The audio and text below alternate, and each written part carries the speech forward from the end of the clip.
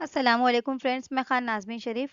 Welcome to FH2 classes. Friend, आज की इस वीडियो में हम लोग साइंस की जो सीरीज़ है उसको कंटिन्यू करेंगे। कुछ क्वेश्चन मैंने 3 वीडियोस में कवर करवाई हूँ साइंस के। आज की ये हमारी चौथी वीडियो है। देखिए, ये जो साइंस के क्वेश्चन है ये टेट एग्जाम के लिए बहुत ही इंपॉर्टेंट है, क्योंकि क्वेश्चन आंसर के थ्रू आपका पूरा सिलेबस करवाया जा रहा है कवर। तो अगर आप इस साइंस की सीरीज़ को ही अगर अच्छे से देख लेते हैं 2 से 3 बार, तो आपका इंशाल्लाह साइंस का जितना भी सिलेबस है वो पूरा कवर हो जाएगा और बहुत सी बातें आपको समझ में आने लगेंगी। तो देखिए, आज का फर्स्ट क्वेश्चन क्या है। माय पेट्रोलियम गैस के अहम अज्जा कौन कौन से हैं। तो देखिए, इसमें कौन कौन से हैं। ब्यूटीन और आइसोब्यूटीन जो है वो माय पेट्रोलियम गैस के अहम अज्जा है। इकाई कमियत का ईंधन मुकम्मल तौर से जलने पर मिलने वाली हरारत को क्या कहते हैं। यानी जितना भी ईंधन है हमारे पास, अगर वो पूरी तरह से जल जाए, उसमें से कुछ भी वेस्ट ना हो, तो उसके ज़रिए जो हमको हरारत मिलती है, जो एनर्जी मिलती है, उसे क्या कहते हैं। तो उसे हरारी कीमत कहते हैं।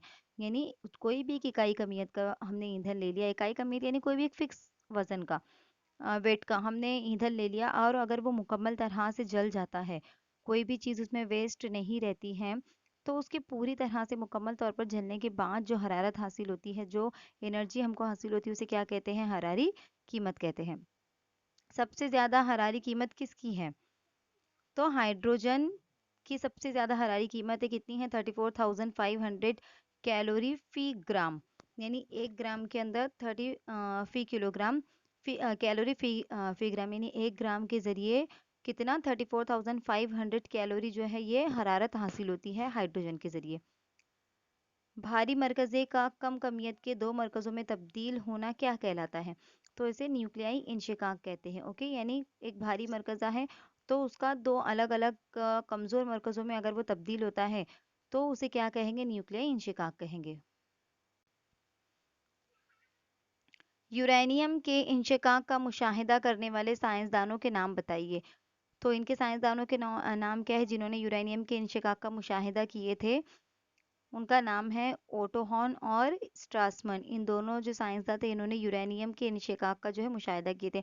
अब इंशिकाक यानी क्या। भारी मरकजे का कमियत के मरकजों में तब्दील होना। BARC का फुल फॉर्म क्या है। तो क्या है इसका। Bhabha atomic research centre. BARC का फुल फॉर्म है। महाराष्ट्र में जौहरी तवानाई का मरकज कब और कहाँ शुरू किया गया। तो सन 1969 में तारापुर में जो है महाराष्ट्र में सबसे पहले तारापुर में सन 1970 में जौहरी तवानाई का मरकज शुरू किया गया था। हवा में पानी की भाप से होने वाली नमी को क्या कहते हैं। यानी हवा में पानी की जब भाप बनकर उड़ती है, जैसे सपोज समंदर का पानी हो गया, तो सूरज की रोशनी की वजह से समंदर का पानी भाप बनकर हवा में शामिल हो जाता है, तो उसकी वजह से जो हवा में नमी आती है, तो उसे क्या कहते हैं। उसे मरतूबियत कहते हैं। यानी समंदर के किनारे की आबो हवा कैसी होती है। गर्म और मरतूब होती है, क्योंकि समंदर का पानी वहां पर भाप की शक्ल में हवा में शामिल हो जाता है, जिसकी वजह से उसमें मरतूबियत बढ़ जाती है। 1 मकब मीटर हवा में मौजूद पानी की भाप की कमियत को क्या कहते हैं। यानी अगर 1 मकब मीटर हवा की अगर हम बात करें, तो उसके अंदर जो पानी की भाप की जो कमियत, यानी पानी का जो भाप शामिल होता है 1 मकब मीटर हवा के अंदर, उसे क्या कहेंगे। तो उसे मतलब रुतूबत कहते हैं। जैसे ऐसी मिसाल हो गई कि भाई 1 किलो शक्कर के अंदर, सॉरी, एक लीटर पानी के अंदर अगर हम शक्कर मिला रहे हैं, उस तरह से मतलब एक इकाई दे दी गई है यहाँ पर, कि भाई इतना हवा का वेट है, कि 1 मकब मीटर हवा है और उसमें मौजूद जितने भी पानी की भाप है, तो उसे क्या कहेंगे। तो उसे मतलब रुतूबत कहेंगे। MKS निज़ाम में हरारत की इकाई क्या है। तो MKS निज़ाम में हरारत की इकाई किलो कैलोरी है। दो निज़ाम में CGS और MKS। घड़ी सांस कौन सा अदसा इस्तेमाल करते हैं। तो मुहद्दिब अदसे का जो है घड़ी सांस इस्तेमाल करते हैं। नूरी मरकज और नुक्ते मास्का के दरमियानी फासले को क्या कहते हैं।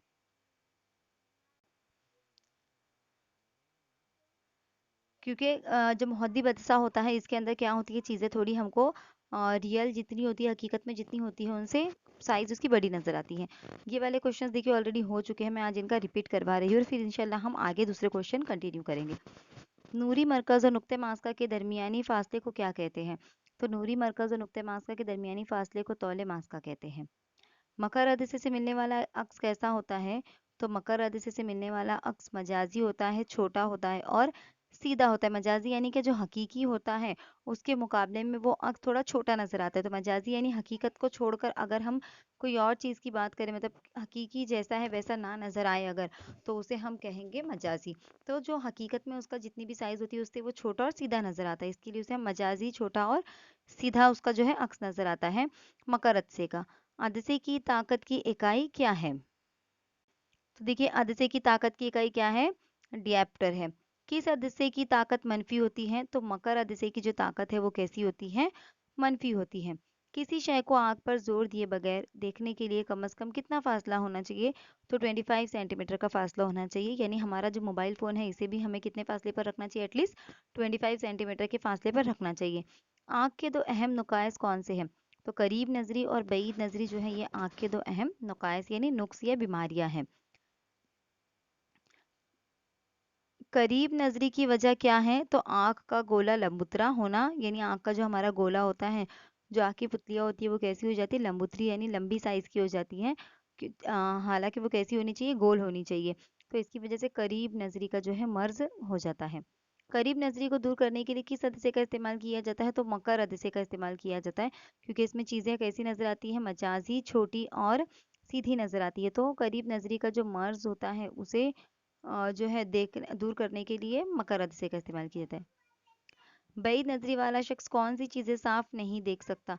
तो करीब की चीजें, यानी बैद नजरी वाला शख्स जो है वो करीब की चीजें साफ नहीं देख सकता, और करीब नजरी वाला शख्स जो है वो दूर की चीजें साफ नहीं देख सकता। और करीब नजरी यानी उसे करीब की चीजें ही साफ नजर आती है, यानी उसकी करीब की नजर अच्छी होती है, इसके लिए इसे करीब नजरी कहेंगे।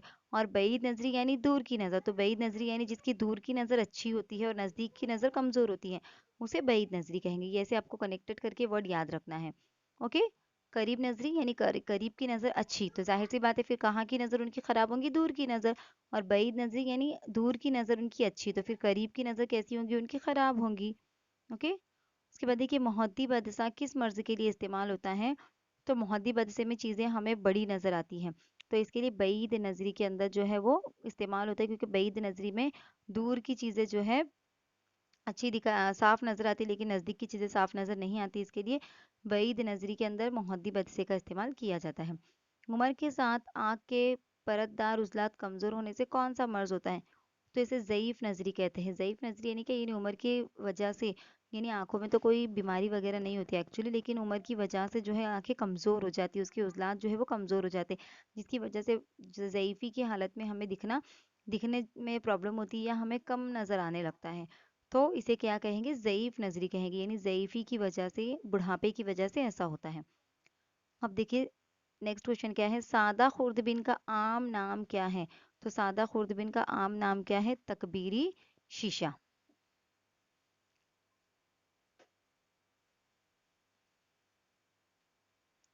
बैक्टीरिया और खून के ज़रात के मुताले के लिए कौन सा आला इस्तेमाल होता है? तो मुरक्कब खुर्दबीन का इस्तेमाल होता है बैक्टीरिया और खून के ज़रात के मुताले के लिए। फल्की अजसाम के मुताले के लिए इस्तेमाल होने वाला आला कौन सा है? फल्की अजसाम यानी चांद सितारे वगैरह जो है, जो फलक पर होते हैं, आसमान में होते हैं, उन्हें फल्की अजसाम कहते हैं। जैसे प्लैनेट्स हो गया, जो भी है, तो उसके मुशाहिदे के लिए या उसके मुताले के लिए, उसे देखने के लिए किस आले का इस्तेमाल किया जाता है? तो उसे हम फल्की दूरबीन कहते हैं। फल्की दूरबीन का इस्तेमाल किया जाता है। किसी भी शय का एहसास पर्दे शबीहा पर कितनी देर रहता है? तो 1/10 सेकंड तक रहता है। किसी भी जो शय है उसका एहसास हमारे शबीहा पर कितने देर तक रहता है? 1/10 सेकंड। अब नूर का मुख्तलिफ रंगों में तकसीम होना क्या कहलाता है? तो इसे इंतशार नूर कहते हैं। यानी आपने वो एक्सपेरिमेंट देखा होगा 7th या 8th के इसमें, कि जब नूर रोशनी को इसमें से पिरामिड में से जब गुजारा जाता है, प्रिज्म में से जब गुजारा जाता है, तो वहां से उसके 7 जो है वो कलर्स क्या है? स्प्लिट होते हैं उसमें से। तो इसे हम क्या कहेंगे? मुख्तलिफ कलर का जो है स्प्लिट होना, रोशनी का मुख्तलिफ कलर में स्प्लिट होना या मुख्तलिफ रंगों में तकसीम होना, उसे क्या कहेंगे? इंतिशार नूर कहेंगे। ओके। नेक्स्ट क्वेश्चन देखिए क्या है? 7 रंगों के रंगीन पट्टे को क्या कहते हैं? तो जो 7 रंगों का जो रंगीन पट्टा तैयार होता है उसे तैफ कहते हैं। इंतिशार नूर की वजह से 7 रंगों का एक पट्टा तैयार होता है, उसे इंतिशार नूर कहते हैं। ओके। कौन से खलियात नूर की शिद्दत का एहसास करते हैं? तो उसे क्या कहेंगे? हिसाए नुमा जो है वो नूर की शिद्दत का एहसास कर सकते हैं।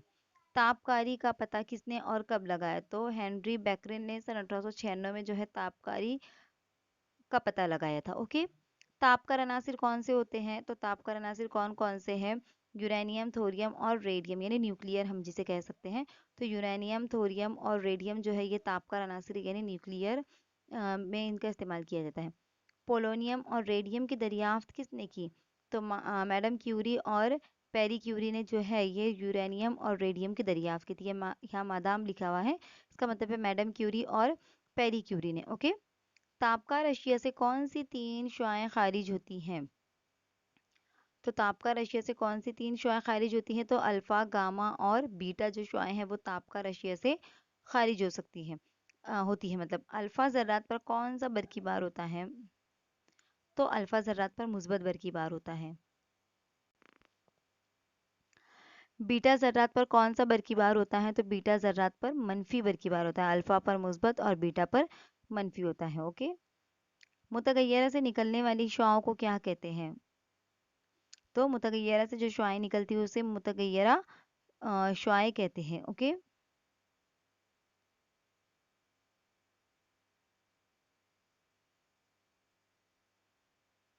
कंप्यूटर का अशारिया CRO में कौन सी शुआ इस्तेमाल होती है? तो उसमें मुतगैयरा शुआ जो है वो इस्तेमाल होती है। कंप्यूटर के अशारिया CRO में मुतगैयरा शुआ इस्तेमाल होती है। ओके। एक्सरे किसने दरियाफ्त किया? तो रॉजिंटन ने जो है एक्सरे की दरियाफ्त की थी। किसने? रॉजिंटन ने एक्सरे की दरियाफ्त की थी। एक्सरे किस नाम से जानी जाती है? तो रॉजिंटन शुआएं, मतलब एक्सरे को जो दूसरा नाम है वो क्या है? रॉजिंटन शुआएं उसका दूसरा नाम है। हीरो की शनाख्त के लिए कौन सी शुआएं इस्तेमाल होती है? तो एक्सरे का ही जो है इस्तेमाल हीरो की शनाख्त के लिए किया जाता है। अनासिर को अलामतों से जाहिर करने का तरीका किसने राइज किया? बिरज़ेलेस ने सन 1814 में ईजाद किया था। आंसर के नाम की इब्तदाई हुरूफ को क्या कहते हैं? आंसर की अलामत कहते हैं। पोटेशियम का लातीनी नाम क्या है? तो पोटेशियम का लातीनी नाम जो है वो कैलियम है।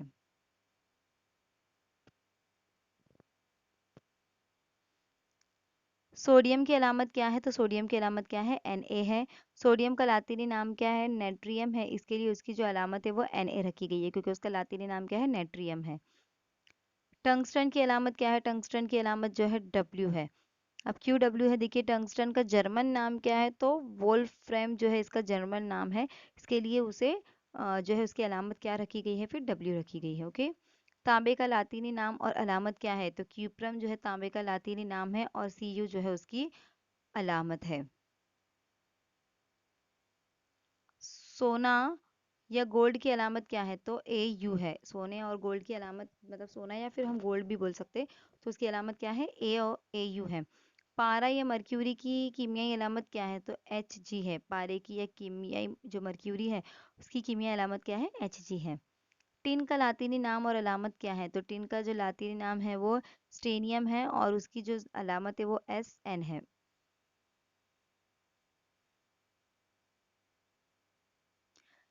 चांदी का लातीनी नाम और अलामत क्या है? तो इसका जो लातीनी नाम है वो क्या है? अर्जेंटेनियम और उसकी जो अलामत है वो क्या है? Ag। शीशे का लातीनी नाम क्या है? तो शीशे का लातीनी नाम पलहम है। नियोन की अलामत क्या है? नियोन की अलामत Ne है। नेक्स्ट देखिए क्या है? सालमे के अलामती ज़बान में इजहार को क्या कहते हैं? यानी अलामती ज़बान में अगर हम सालमे का इस्तेमाल को बताते हैं तो उसे क्या कहेंगे? कीमियाई ज़ाब्ता कहते हैं। ओके। सिंदूर का कीमियाई नाम क्या है? तो सिंदूर का कीमियाई नाम क्या है? लीड ऑक्साइड जो है इसका कीमियाई नाम है। खाने के सोडे का कीमियाई नाम क्या है? तो सोडियम बाइकार्बोनेट जो है वो खाने का सोडा जो हम फूड में इस्तेमाल करते हैं उसे क्या कहते हैं? खाने के सोडे को सोडियम बाइकार्बोनेट। ओके। अब सोडियम बाइकार्बोनेट का आम नाम क्या है? तो सोडियम बाइकार्बोनेट का आम नाम है धोने का सोडा। सॉरी, देखिए यहाँ पर खाने के सोडे को सोडियम बाइकार्बोनेट बोलते हैं और सोडियम कार्बोनेट है ओनली ये। यहाँ पर बाय का एक देखिए डिफरेंस है, इस पर से कंफ्यूज हो सकते हैं। खाने का जो सोडा है वो सोडियम बाइकार्बोनेट और धोने का जो सोडा है वो ओनली सोडियम कार्बोनेट। बाय अगर लग गया तो वो खाने का सोडा और सिर्फ सोडियम कार्बोनेट है तो वो धोने का सोडा। ओके। शोरे का कीमियाई नाम क्या है? तो पोटेशियम नाइट्रेट जो है उसका कीमियाई नाम है। आम नमक का कीमियाई नाम क्या है? तो आम नमक का कीमियाई नाम क्या है? सोडियम क्लोराइड जो है वो हमारा आम नमक होता है, यानी जो हम घरों में इस्तेमाल करते हैं वो।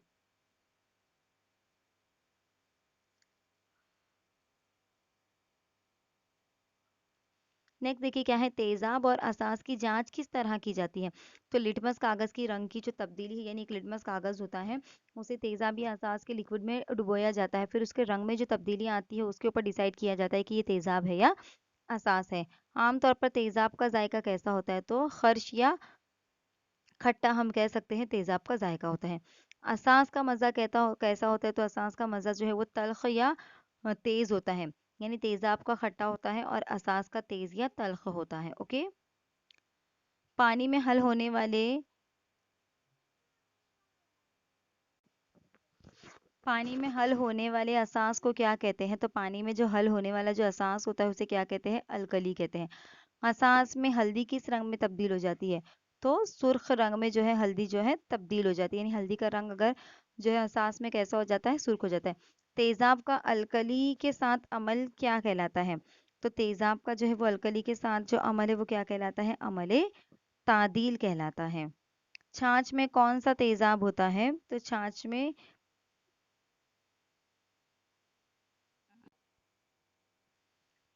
में लैक्टिक तेजाब होता है। इमली में कौन सा तेजाब होता है? इमली में टार्टरिक एसिड नाम का तेजाब पाया जाता है। नींबू, संतरे और मौसम्बी में कौन सा तेजाब पाया जाता है? तो साइट्रिक एसिड, जैसे हम विटामिन सी भी कह सकते हैं, तो साइट्रिक एसिड जो है नींबू, संतरे और मौसम्बी में पाया जाता है। धाते घिसने का अमल क्या कहलाता है? ताक्कुल कहते हैं। धाते घिसने का जो अमल है उसे क्या कहते हैं? ताक्कुल, यानी धातों का ताक्कुल होता है जिसकी वजह से धातें घिस जाती हैं, उसे झीझ भी कह सकते हैं हम, एक तरह की झीझ होती है वो। ओके। विटामिन सी का सस्ता और अमीर तरीन जरिया कौन सा है? तो आंवला। आंवले में सबसे ज्यादा जो तादाद में विटामिन सी पाया जाता है, इसके लिए उसे सबसे सस्ता और जो अमीर तरीन जरिया कहते हैं। ओके। चांदी, पीतल और तांबे के बर्तन पर नक्श निगारी के लिए कौन से तेजाब का इस्तेमाल होता है? तो शोरे का जो तेजाब होता है उसका इस्तेमाल किया जाता है चांदी, पीतल और तांबे के बर्तन पर नक्श निगारी करने के लिए। ओके। कपड़ों की कांजी का कीमियाई नाम क्या है? तो कपड़ों की कांजी का जो कीमियाई नाम क्या है? वो मैग्नीशियम सल्फेट जो है कपड़ों की कांजी का कीमियाई नाम है। ओके। शीशे का अहम अज्जा या अहम जुज, शीशे के अहम जुज कौन से हैं? तो रेत, सोडा और चुनखड़ी जो है इनके जरिए शीशा तैयार होता है। ओके। रेत, सोडा और चुनखड़ी जो है शीशे के अहम अज्जा हैं, इनके बिना शीशा तैयार नहीं किया जा सकता। रेत का कीमियाई नाम और जाब्ता बताइए। तो रेत का कीमियाई नाम क्या है? सिलिका, लिखा है, और इसका जाब्ता क्या है? SiO2 जो है इसका कीमियाई जाब्ता है, और इसका जो नाम है कीमियाई नाम वो स्लीका है, रेत का। ओके। रेत को स्लीका कहते हैं और SiO2 जो है इसका कीमियाई जाब्ता है। रेत का नुक्ते पिघलाव क्या है?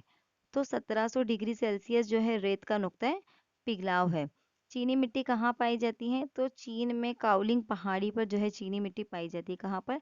चीन में काउलिंग पहाड़ी जो है उस पर चीनी मिट्टी पाई जाती है। साइंसी आलात बनाने में कौन सा शीशा इस्तेमाल होता है? तो सिलिका शीशा जो है वो साइंसी आलात बनाने में इस्तेमाल किया जाता है। देखिए छोटे छोटे फैक्ट्स है, ये आपको याद रखना है, इसके लिए मैं ज़्यादा इसको एक्सप्लेन नहीं कर रही हूँ। सिर्फ ये फैक्ट्स है जिसे आपको याद रखना है, जहाँ पर एक्सप्लेनेशन की ज़रूरत है इंशाल्लाह मैं ज़रूर एक्सप्लेन कर दूंगी। वाटर ग्लास किसे कहते हैं? तो अल्कली सिलिकेट शीशे को जो है वाटर ग्लास कहा जाता है। किसे कहा जाता है? वाटर ग्लास, अल्कली सिलिकेट शीशे को।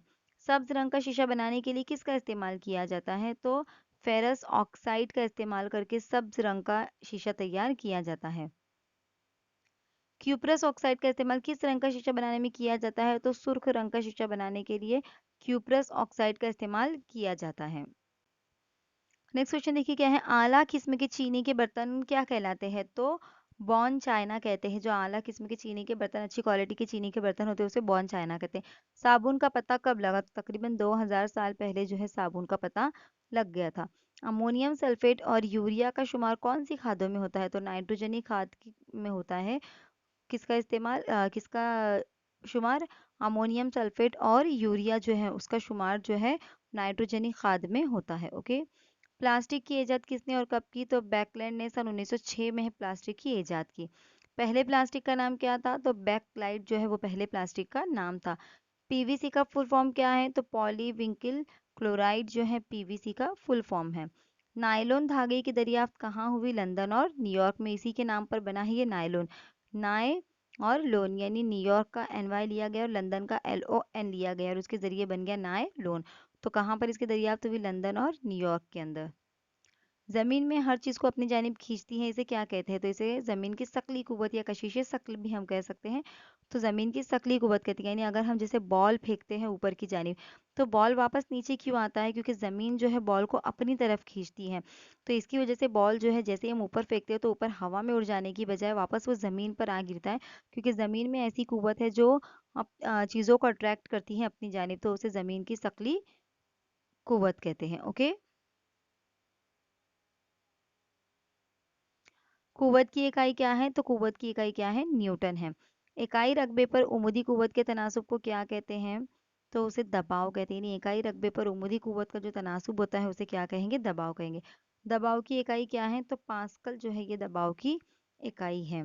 कोई भी जिस्म अपने वजन के बराबर माए बर्तरफ करता है, ये उसूल सबसे पहले किसने मालूम किया? ओके, देखिए सवाल है कि कोई भी जिस्म अपने वजन के बराबर माए बर्तरफ करता है, ये उसूल सबसे पहले किसने मालूम की? यानी सपोज अगर आप एक बकेट फुल भरी हुई है और उसमें एक पत्थर डाल रहे हैं अगर आप बड़ा सा, तो वो जो बकेट भरी हुई है उसमें से पानी बाहर की तरफ गिरने लगेगा, क्योंकि वो बकेट पूरी तरह से भरी हुई है। जैसे सपोज ये बकेट है इस तरह से और ये पूरी पूरी पूरी तरह से भरी हुई है, और जैसे ही आप इसमें पत्थर इंटर करते हैं तो यहाँ से जो पानी है वो बाहर गिरने लगता है।